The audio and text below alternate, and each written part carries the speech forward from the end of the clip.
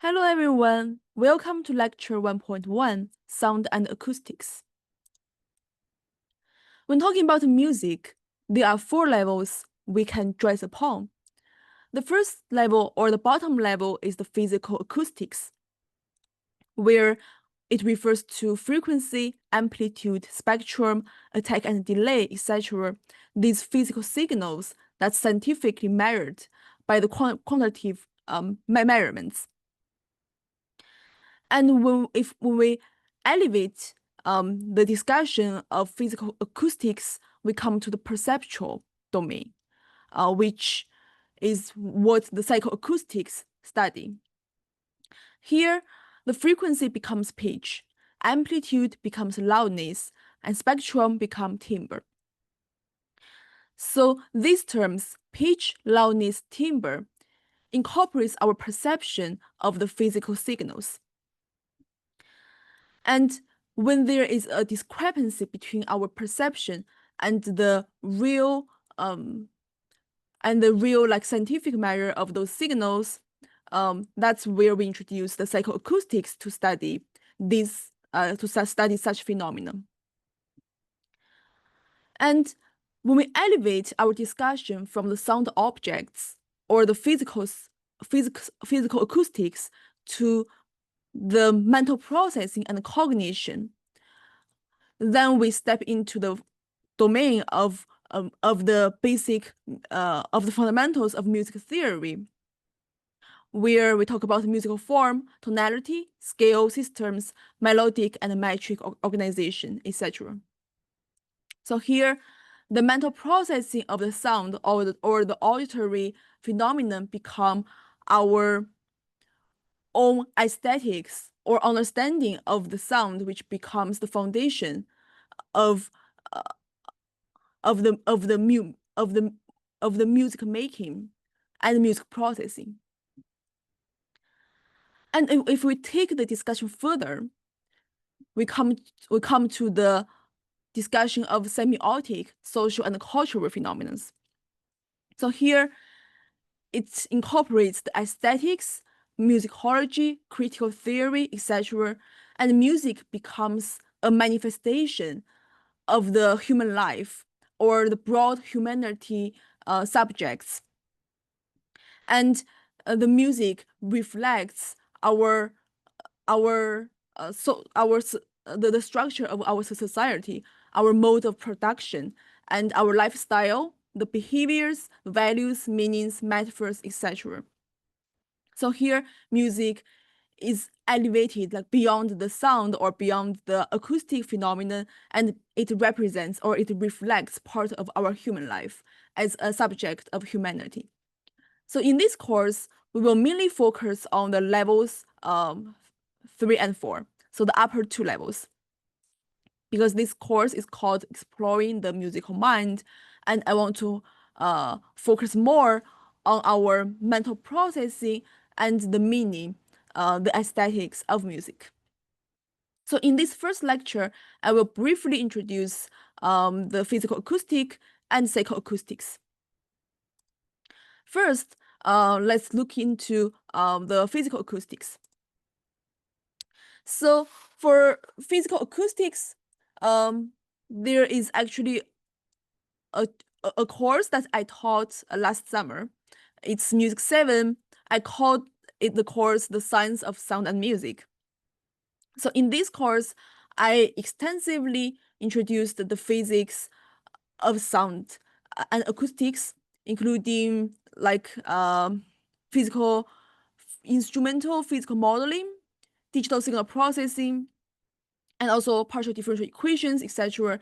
So everything is focused on the science or the nature of sound and music. And there are a few interesting playlists that might help you to understand the physical acoustics, like this one, physics of sound, like what is sound, how sound propagates in the air, and how the sound waves is constructed. And also like the digital signal processing, if you're interested in the digital acoustics, And there are also like the Fourier theories, like some math, and also the auditory processing, talking about how we hear sound, how our auditory system works, and how our ear and cochlea works to perceive sound. So these are all the scientific parts, scientific perspective, of the sound and acoustics. So, and also if you want to dive deeper into the acoustics, here is a good book called Handbook of Acoustics. It's over 1,000 pages, and it covers almost all the aspects of acoustics you can think of, including physical acoustics like sound propagation, linear and nonlinear acoustics, psychoacoustics, and everything related to the acoustic phenomenon. So this might be a little bit advanced, but if you're interested, will be a good reference. But in this course, we won't really touch upon these topics. So it's only for your own interest. So next is the psychoacoustics. For this part, I will use 3 examples to introduce this field in this lecture. And then we will move on to the upper levels in the future lectures.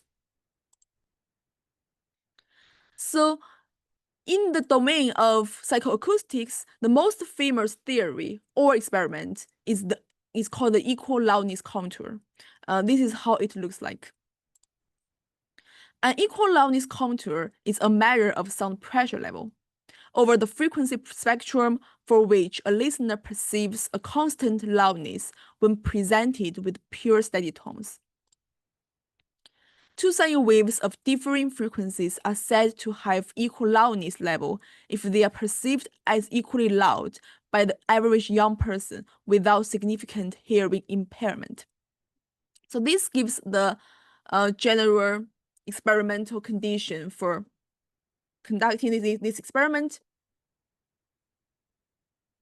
And when you draw the equal loudness contour based on the study subjects, this is what you get.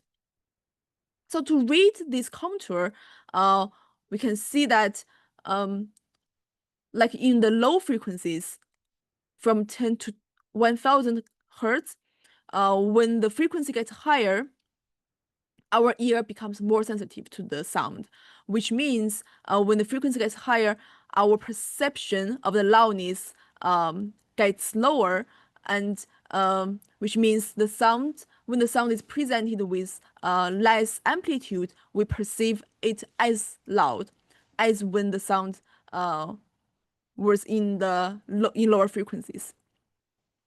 And our ear becomes most sensitive to the sound in the mid-range frequencies between 1,000 to 10,000 hertz. So here, this range is the frequency contains the frequencies that most frequently happen in our real life, like when we communicate, when we sing, when we talk to each other, and most sound we hear falls within this range. And also in this range, the equal loudness contour comes to the valley. So our ear is most sensitive to the sound here, and a little bit presence of the amplitude can make us like perceive the sound.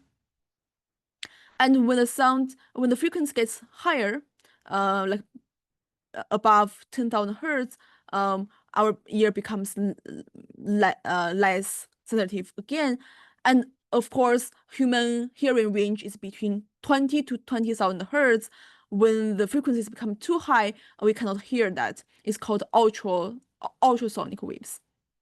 Okay, so the equal contour actually demonstrates the adaptation of our auditory system to the niche or to the environment we actually live in, because of the world or our habitat, we are mostly exposed to the frequencies between 1000 to 10,000 hertz. So our auditory system is tuned to this frequency. And because the low frequency and high frequencies are less important and less presented, probably our ear are not trained or are not tuned to perceive the sound here. So this sound in these infrequent ranges, they have to be much louder for us to perceive them. The next example in psychoacoustic is called musical illusions. So this is based on the study of Professor Diana Deutsch. Professor Deutsch is also a professor from UC San Diego. I think she is in cognitive science department. So she did a lot of research on different phenomena of musical illusions and phantom words. So here you can check out her page and look into the research you are interested in. Here we use the famous speech-to-song illusion as our example.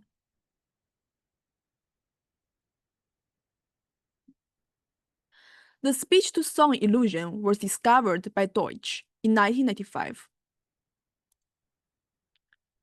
She had the phrase "sometimes behaves so strangely" on a loop, and noticed that after a number of repetitions, the phrase sounded as though sang rather than spoken. So she said, in our final demonstration, speech is made to be heard as song, and this is achieved without transforming the sounds in any way, or by adding any musical context, but simply by repeating a phrase several times over. So let's listen to this sound illusion. Let me make sure I shared the sound. Okay. The sounds as they appear to you are not only different from those that are really present, but they sometimes behave so strangely as to seem quite impossible. But they sometimes behave so strangely, they sometimes behave so strangely, sometimes behave so strangely, sometimes behave so strangely, sometimes behave so strangely, sometimes behave so strangely, sometimes behave so strangely, sometimes behave so strangely, sometimes behave so strangely, sometimes behave so strangely, so strangely, so strangely, so strangely, so strangely. So I don't know how you feel. Did you hear the sound? The phrase sometimes behaves so strangely to become a musical phrase. I hope you do, because when you play it on a loop again and again, it seems to be a tune like this. So this experiment tells us, like, pure repetition can make something non-musical become like a musical phrase. So why is that? How does that happen? So here is a YouTube video why we really like repetition in music that gives a kind of figurative demonstration, straightforward and kind of playful perspective on this phenomenon. Please watch this video linked below. Okay. After you finish, we'll come back. The last example I will use is the rhythm pitch continuum. So this is a page posted by Dan Tempfer. It talks about the rhythm pitch duality, like how rhythm becomes pitch before your ears. So for the rhythm, we can actually tap different combinations of rhythm like this. So this is the 3 to 4. Like if you tap your feet or clap your hand, then this is 3 to 4. And when we accelerate it, we play it really, really fast, and then it becomes the perfect fifth interval. So let's hear it. So here's the rhythm, and it's accelerating.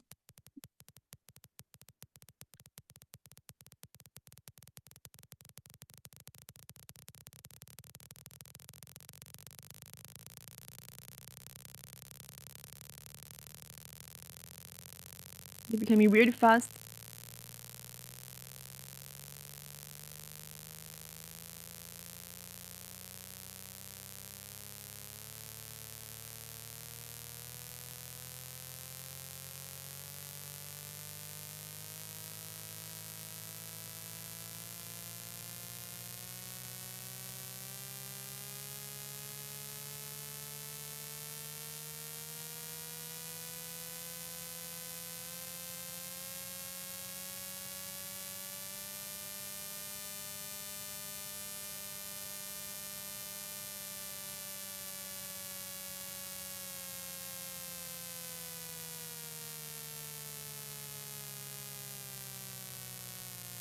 It becomes a tune.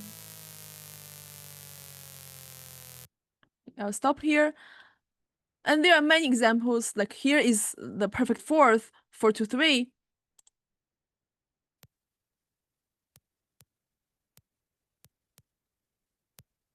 Yeah, so it's a normal tapping of rhythm.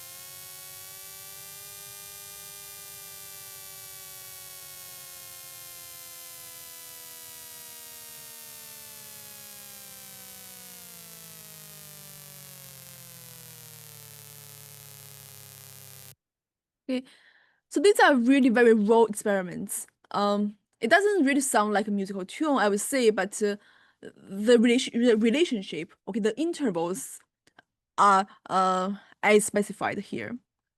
So it demonstrates how the discrete rhythm becomes pitch when it's played really fast. And this is an experiment that's conducted and demonstrated by many, psychoacoustic researchers. Okay. So as I said before, in this course, I will mainly focus on these two levels. And here's a quote from Of Sound Mind, How Our Brain Constructs a Meaningful Sonic World. It said, sensory systems are not scientific instruments that objectively measure physical attributes like mass or temperature. Instead, our brains format the signals that comprise the physical world so they have meaning to us. Making sense of sound is profoundly governed by how we feel, think, see, and move. Conversely, hearing influences how we feel, think, see, and move. And this is also why we are studying the understanding of the cognition, perception, and the musical mind, not only about the physical attributes and the sound acoustics here. Okay, so at last, here is a YouTube video talking about what is music. It's a Netflix introductory series, I would think. So please watch the video. And All the materials are linked below this video, and this is the first lecture.